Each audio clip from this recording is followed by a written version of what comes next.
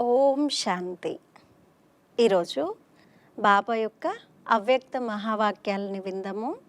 ఈరోజు అవ్యక్త మురళి యొక్క revise course date 25 March 85, 25 March 85వ సంవత్సరము. ఈరోజు అవ్యక్త మురళి యొక్క సారము సంగమ యుగము, హోలీ జీవితపు యుగము. సంగమ యుగము, హోలీ జీవితపు యుగము. ఈరోజు బాప్ దాదా సర్వ స్వరాజ్య అధికారి అలౌకిక రాజ్యసభను చూస్తున్నారు. శ్రేష్ఠ ఆత్మల ప్రతి ఒక్కరిపై ప్రకాశ కిరీటము మెరుస్తూ ఉండటమును చూస్తున్నారు. ఈ రాజ్యసభ హోలీ సభ. పరమ పూజ్య ఆత్మలైన ప్రతి ఒక్కరూ కేవలం ఈ ఒక్క జన్మ కొరకే పావనంగా అవ్వలేదు, అనగా హోలీగా అవ్వలేదు. కానీ పావనంగా అనగా హోలీ అంటే పవిత్రంగా అయ్యే రేఖ అనేక జన్మల పొడవైన రేఖ. ఒక్క జన్మ కోసం కాదు, ఇది అనేక జన్మల పొడవైన రేఖ. ఏంటి? హోలీగా అయ్యేటువంటి అంటే పవిత్రంగా అయ్యేటువంటి రేఖ. మొత్తం కల్పంలో ఇతర ఆత్మలు కూడా పావనులుగా హోలీగా అవుతారు. పావన ఆత్మలు ధర్మపితల రూపంలో ధర్మస్థాపన చేసేందుకు నిమిత్తులుగా అవుతాయి. తోడుగా మహానాత్మలుగా పిలువబడే చాలామంది కూడా పావనంగా అవుతారు. కానీ వారి పావనంగా అవ్వటంలో మరియు పావన ఆత్మలైన మీలో అంతరం ఉంది. పావనంగా అయ్యేందుకు మీ సాధనము అతి సహజము, ఎటువంటి కష్టము లేదు. ఎందుకంటే బాబా నుండి ఆత్మలైన మీకు సుఖ, శాంతి, పవిత్రతల వారసత్వం సహజంగా లభిస్తుంది. ఈ స్మృతి ద్వారా సహజంగా మరియు స్వతహాగానే అవినాశిగా అవుతారు. ప్రపంచంలోని వారు పావనంగా అవుతారు, కానీ కష్టంగా అవుతారు. మరియు వారికి 21 జన్మల వారసత్వ రూపంలో పవిత్రత ప్రాప్తించదు. ఈరోజు ప్రపంచము లెక్కలో హోలీ రోజు అని అంటారు, హోలీ పండుగ రోజు. వారు హోలీని జరుపుకుంటారు. మరియు మీరు ఎలా జరుపుకుంటారు? ఏమవుతారు? స్వయమే పరమాత్మ సాంగత్యపు రంగులో రంగరింపబడే హోలీ ఆత్మలుగా అవుతారు. జరుపుకోవటం కొద్ది సమయం కొరకు ఉంటుంది, అవ్వటము జీవితం కొరకు ఉంటుంది. వారు రోజును జరుపుకుంటారు మరియు మీరు హోలీ జీవితాన్నే తయారు చేసుకుంటారు.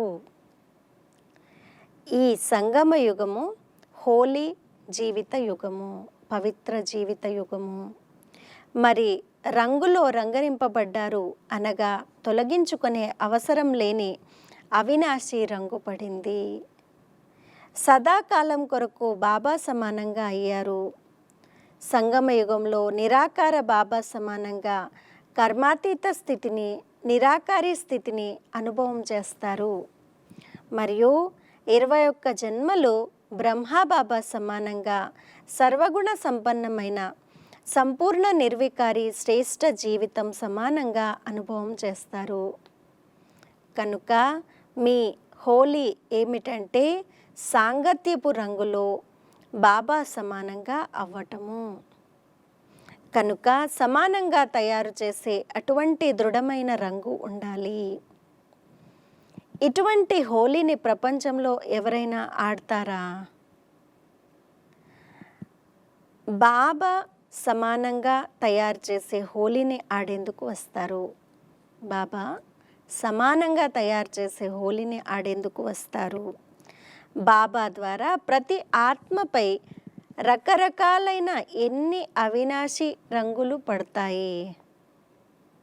జ్ఞాన రంగు, స్మృతి రంగు, అనేక శక్తుల రంగు, గుణాల రంగు, శ్రేష్ఠ దృష్టి, శ్రేష్ఠ వృత్తి, శ్రేష్ఠ భావన, శ్రేష్ఠ కామనలు స్వతహాగానే సదా తయారై ఉండాలి. ఈ ఆత్మిక రంగు ఎంత సహజంగా పడుతుంది. హోలీగా అయ్యారు అనగా హోలీ అయిపోయారు. వారు హోలీని జరుపుకుంటారు. ఎటువంటి గుణమో అటువంటి రూపం తయారవుతుంది. ఆ సమయంలో ఎవరైనా వారి ఫోటో తీసినట్లయితే ఎలా అనిపిస్తుంది? వారు హోలీని జరుపుకొని ఎలా అవుతారు, మరియు మీరు హోలీని జరుపుకుంటే ఏమవుతారు? వారు హోలీని జరుపుకుంటే కలర్ అయిపోయి ఇంకా చూడటానికి డిఫరెంట్గా కనిపించి బాగా అనిపించరు. కానీ ఇక్కడ బాబా అంటున్నారు, మీరు హోలీని జరుపుకుంటే ఫరిస్తాల నుండి దేవతలుగా అవుతారు. ఉన్నదేమో అందరూ మీ స్మృతి చిహ్నంగానే, కానీ ఆధ్యాత్మిక శక్తి లేని కారణంగా ఆధ్యాత్మిక రూపంతో జరుపుకోలేరు. బ్రహ్మ బాహ్యముఖత ఉన్న కారణంగా బాహ్యముఖ రూపంతోనే జరుపుకుంటూ ఉంటారు. మీ యథార్థ రూపంతో మంగళ మిలనము జరుపుకోవాలి. హోలీ విశేషత ఏం చేస్తారు? హోలీ రోజు బాబా ఆ రోజు చేసేటువంటి ఏవైతే ఆచారాలు ఉన్నాయో వాటి గురించి వివరిస్తున్నారు. హోలీ విశేషత కాల్చటము, తర్వాత జరుపుకోవటము, మళ్ళీ తర్వాత మంగళ మిలనం చేయటము. ఈ 3 విశేషతలతో స్మృతి చిహ్నం తయారై ఉంది.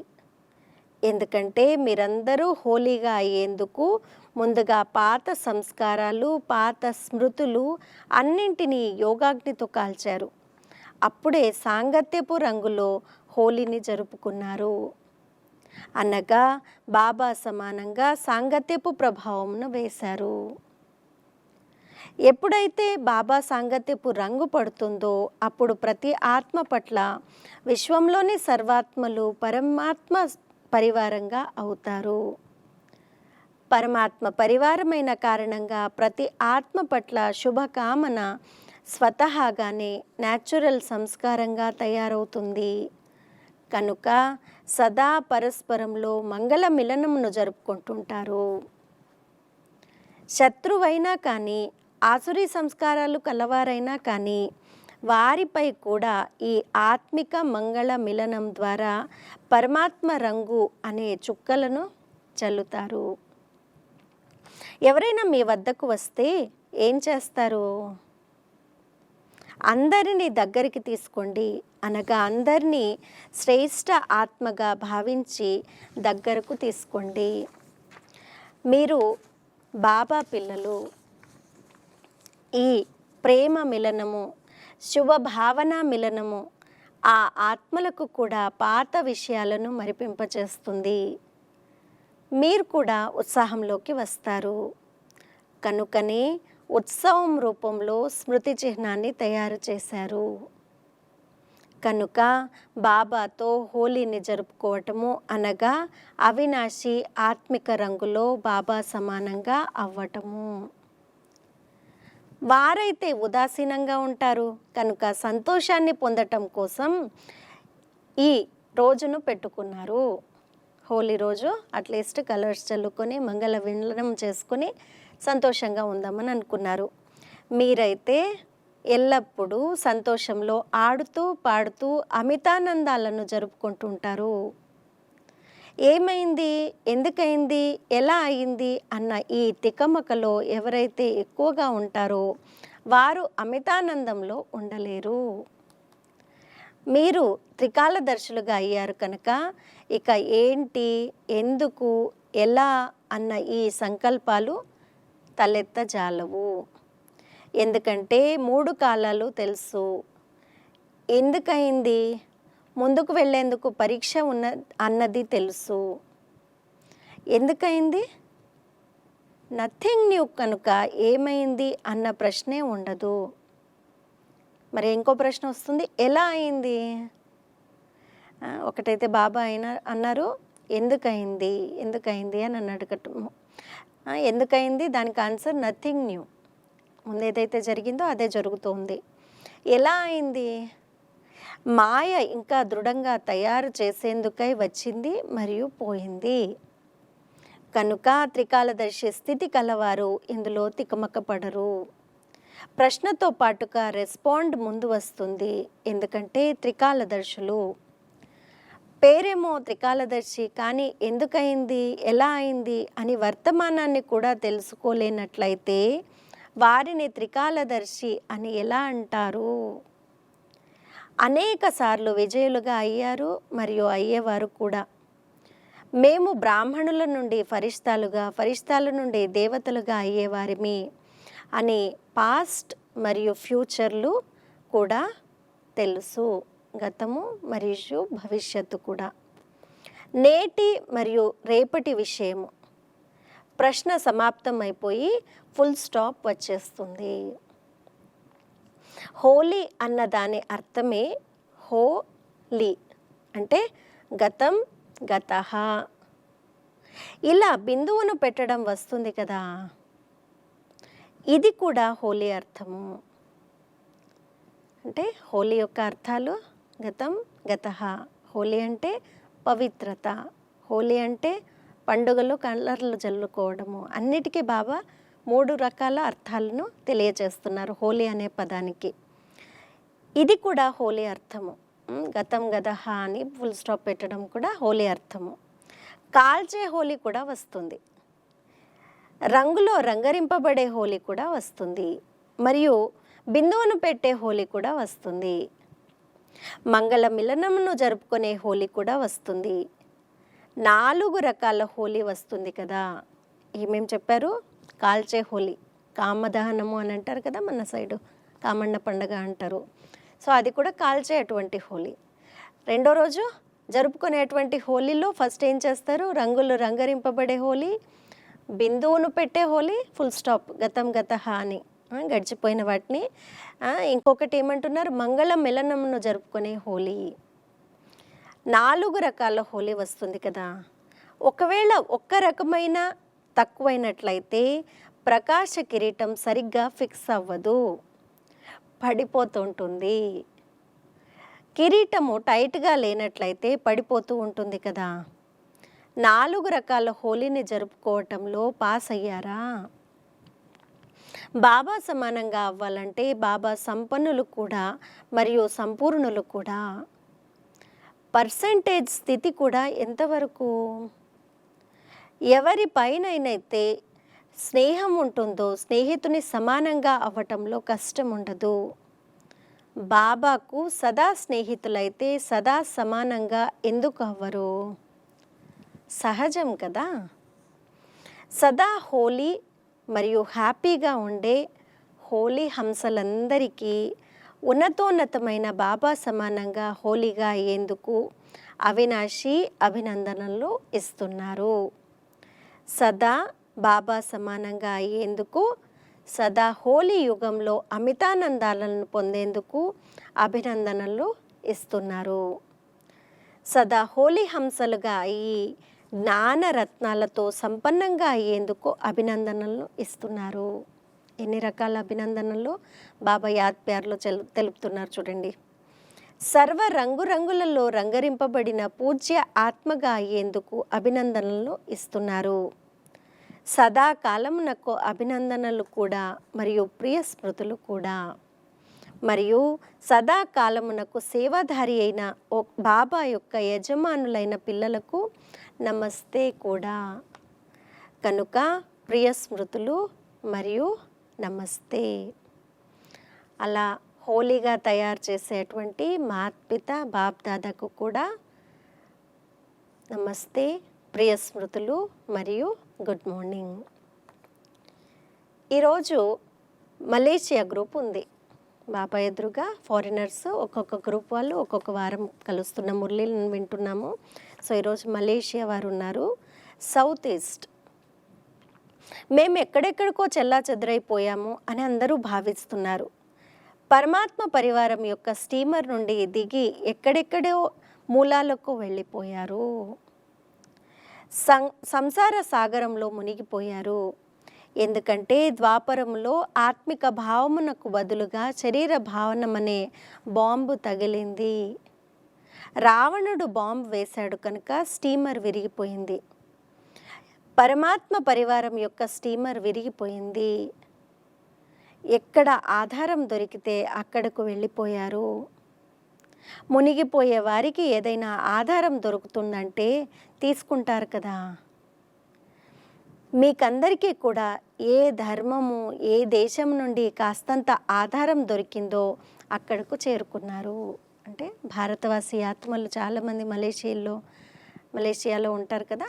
ఇక్కడ ఆరిజిన్స్ ఇక్కడ నుంచి వాళ్ళ గ్రాండ్ పేరెంట్స్, వాళ్ళ పూర్వులు అక్కడికి వెళ్ళారు.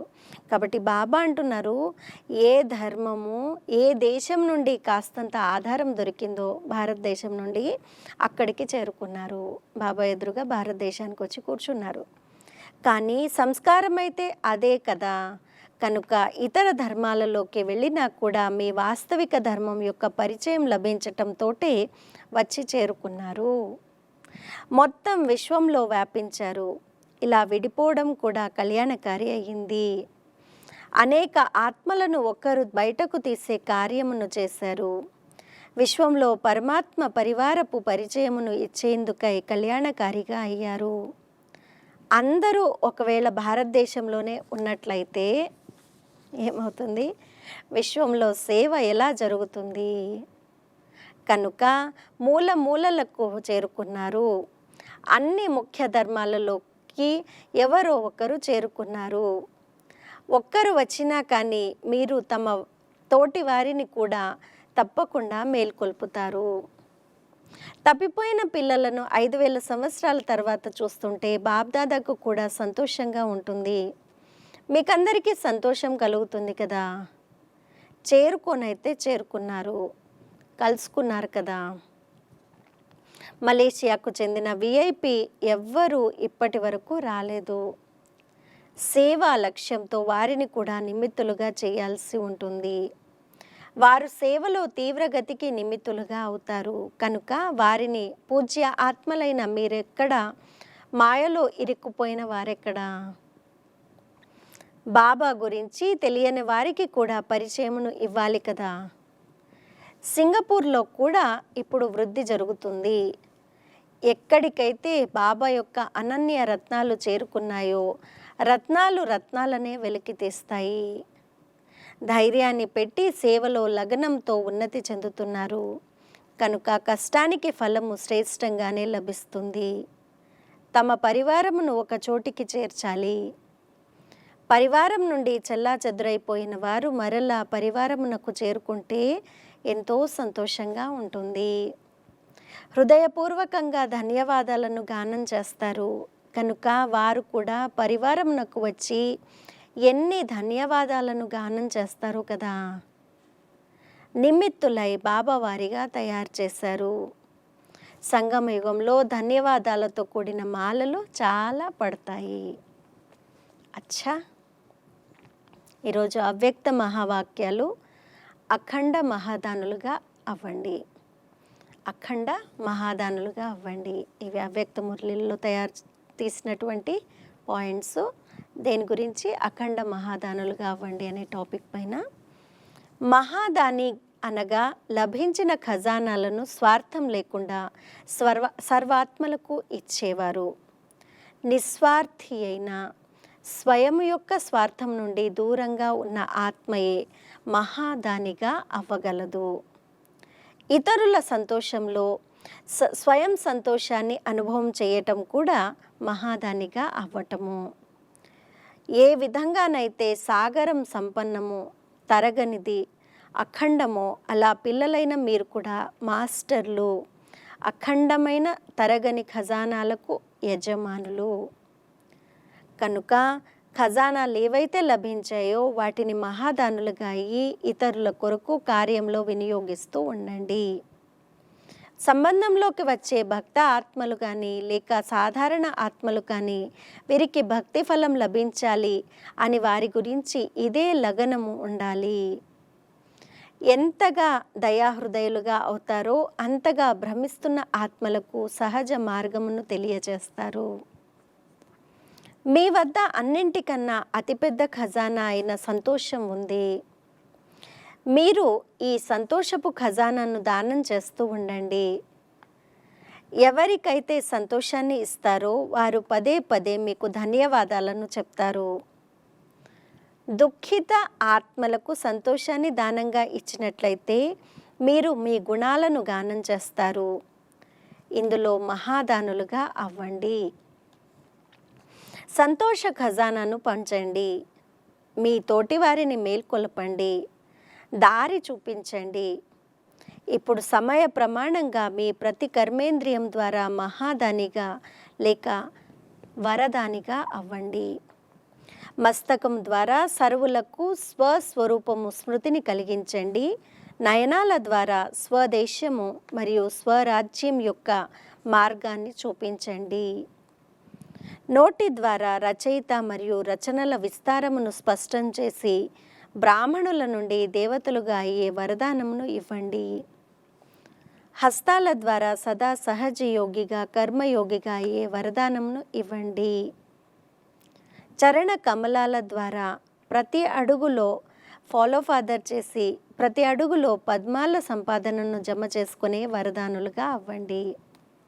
ఇలా ప్రతి అంగాంగం ద్వారా వరదానిగా మహాదానిగా కావాలి. ఇలా ప్రతి కర్మేంద్రియం ద్వారా మహాదానము వరదానమును ఇస్తూ పొండి. మాస్టర్ దాతలుగా ఈ పరిస్థితులను పరివర్తన చేసేందుకు, బలహీనులను శక్తిశాలులుగా చేసేందుకు, వాయుమండలము మరియు వృత్తులను తమ శక్తుల ద్వారా పరివర్తన చేసేందుకు సదా స్వయమును కళ్యాణార్థం బాధ్యతాయుత ఆత్మగా భావించుకొని ప్రతి విషయంలో సహయోగము లేక శక్తి యొక్క మహాదానము లేక వరదానమును ఇచ్చే సంకల్పాలను చెయ్యండి. నేను ఇవ్వాలి, నేను చెయ్యాలి, నేను మారాలి, నేను నిర్మాణంగా అవ్వాలి. ఇలా ఓటేసో అర్జున్. ముందుగా ఎవరు సేవా బాధ్యతను తీసుకుంటారో వారే అర్జునులు.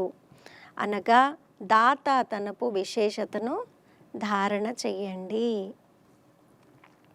ఇప్పుడు ప్రతి ఆత్మ పట్ల విశేష అనుభవీమూర్తులుగా అయ్యి విశేష అనుభవాల గనిగా అయ్యి అనుభవీమూర్తులుగా తయారు చేసే మహాదానమును చెయ్యండి. దీని ద్వారా ప్రతి ఆత్మ అనుభవం యొక్క ఆధారంపై అంగద సమానంగా అయిపోవాలి.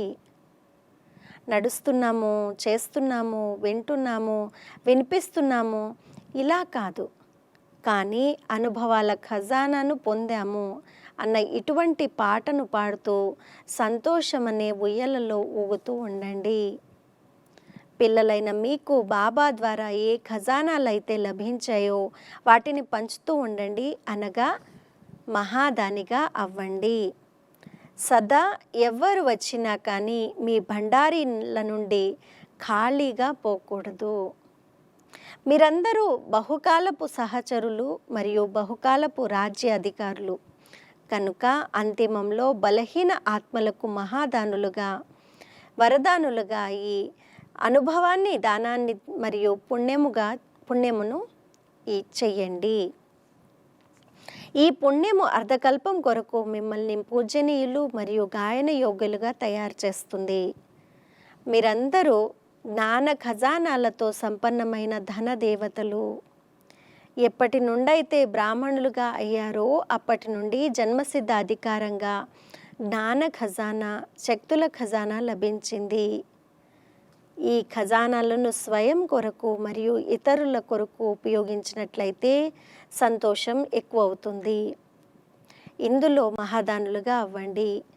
మహాదాని అనగా సదా అఖండ లంగర్ అంటే భండారం నడుస్తూ ఉండాలి. ఈశ్వరీయ సేవ యొక్క అతిపెద్ద పుణ్యము పవిత్రతా దానమును ఇవ్వటము. పవిత్రంగా అవ్వటము మరియు ఇతరులను పవిత్రంగా తయారు చేయటమే పుణ్యాత్మగా అవ్వటము.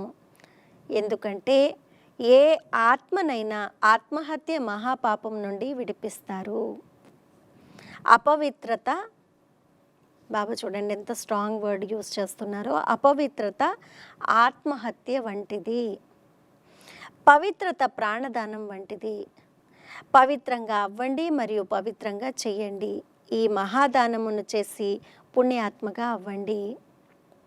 మహాదాని అనగా పూర్తిగా నిర్బలమైన, దుఃఖితమైన అసమర్థ ఆత్మకు అదనపు బలాన్ని ఇచ్చి ఆత్మిక దయాహృదయులుగా అవ్వటము. మహాదాని అనగా పూర్తిగా హోప్లెస్ కేసులో హోప్ను అంటే ఆశను కలిగించటము. కనుక మాస్టర్ రచయితలుగా అయి ప్రాప్తించిన శక్తులు మరియు ప్రాప్తించిన జ్ఞానము, గుణాలు మరియు సర్వ ఖజానాలను మహాదానులై ఇతరులకు ఇస్తూ పొండి. పూర్తి పేదవారికి దానమును ఇవ్వటం జరుగుతుంది. సహాయం లేని వారికి సహాయంను ఇవ్వటం జరుగుతుంది. కనుక ప్రజల పట్ల మహాదానులుగా మరియు అంతిమంలో భక్త ఆత్మల పట్ల మహాదానులుగా అవ్వండి. పరస్పరంలో ఇతరుల పట్ల బ్రాహ్మణ మహాదానిగా కాదు, వారైతే పరస్పరంలో సహయోగి సహచరులు, భాయిలు, తమ సమానమైన పురుషార్థులు, వారికి సహయోగంను ఇవ్వండి. అచ్చా, ఈరోజు బాబా యొక్క వరదానము, శక్తిశాలి వృత్తి ద్వారా మనసా సేవ చేసి విశ్వ కళ్యాణకారి భవ.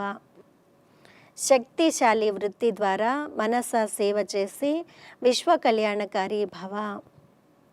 విశ్వంలో తప్పిస్తున్న ఆత్మలకు దారిని చూపించేందుకు సాక్షాత్ బాబా సమానంగా ఏం కావాలి? లైట్ హౌస్గా, మైట్ హౌస్గా అవ్వండి. ప్రతి ఒక్క ఆత్మకు ఏదో ఒకటి ఇవ్వాలి అన్న లక్ష్యమును ఉంచండి. ముక్తినైనా ఇవ్వండి, లేక జీవన్ముక్తినైనా ఇవ్వండి. సర్వుల పట్ల మహాదానులుగా మరియు వరదానులుగా అవ్వండి. ఇప్పుడు మీ స్థానాల సేవనైతే చేస్తున్నారు, కానీ ఒకే స్థానంలో ఉంటూ మనసాశక్తి ద్వారా వాయుమండలము వైబ్రేషన్ల ద్వారా విశ్వ సేవను చేయండి.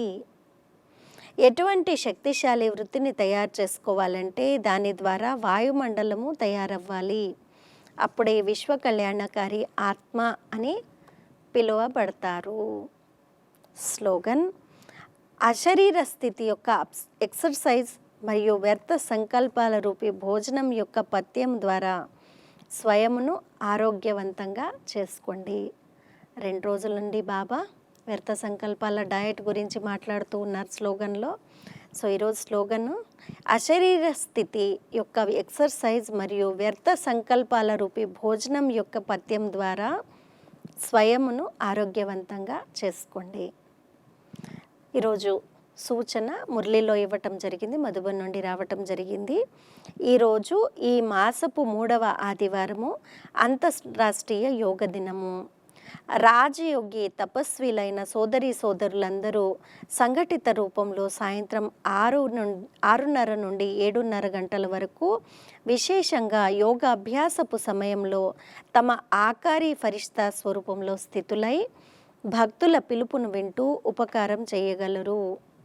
మాస్టర్ దయాస్వరూపులుగా, కృపాస్వరూపులుగా అయి అందరిపై దయా దృష్టిని ప్రసరించండి.